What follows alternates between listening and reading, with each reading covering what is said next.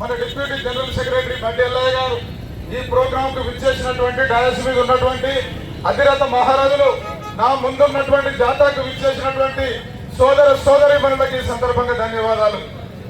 కార్మిక వర్గ హక్కులు సౌకర్యాలే ధ్యేయంగా దశాబ్దాల ఉద్యమ చరిత్ర కలిగినటువంటి సింగరేణి కాలనీస్ వర్కర్స్ యూనియన్ ఇవాళ కార్మికుల అపరిష్కృత సమస్యల పరిష్కారమే ఏజెండాగా మరొకసారి సింగరేణిలో భారీ పోరాటానికి నాంది పలికింది.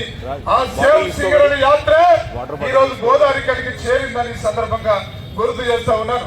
జాతాకు సంబంధించిన డిమాండ్లు మన అధ్యక్ష కార్యదర్శులు చెప్తారు. ఈ నెల ఇవాళ గోలేటి నుంచి శ్రీరాంపూర్ నుంచి స్టార్ట్ అయినటువంటి ఈ జాత గోలేటి మీదుగా మనుగూరు నుండి కొత్తగూడెంకి ఈ నెల 30 తారీఖున చేరబోతా ఉంది. దిక్కులు పిక్కటిల్లే రీతిలో జరుగుతున్నటువంటి మహాధర్నాలో చలో కొత్తగూడెం ఎడామిస్ ప్రోగ్రామ్ సందర్భంగా జరుగుతున్నటువంటి ధర్నాలు మన హక్కులు మనం దక్కించుకోనేకి, మన హక్కులు మనం సాధించుకోనేకి మనం భారీ ధర్నాలో పాల్గొనడం ద్వారా మన హక్కులు దక్కించుకునేటువంటి అవకాశం ఉంది. ఇవాళ మనం చేసేటువంటి హర్తాలు కావచ్చు, మనం చేసేటువంటి గేరావులు కావచ్చు, మనం చేసేటువంటి పోరాటం ద్వారా యాజమాన్య ప్రభుత్వాల గుండెల్లో గుబులు వచ్చే విధంగా ఉద్యమము చలో కొత్తగూడెం ప్రోగ్రాం జరగబోతా ఉన్నది. మనందరం దాంట్లో పాల్గొందాం.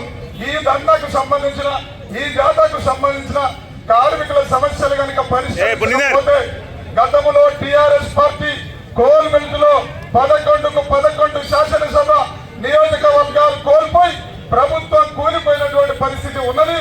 ఇలాంటి పరిస్థితి ఈ కాంగ్రెస్ పార్టీ కూడా రాకుండా ఉండాలంటే ఈ జాతాకు సంబంధించిన డిమాండ్లను పరిష్కరించాలని కోరుతా ఉన్నాను. ఈ సందర్భంగా నాకు ఇచ్చిన అవకాశానికి ధన్యవాదాలతో ముగిస్తున్నాను.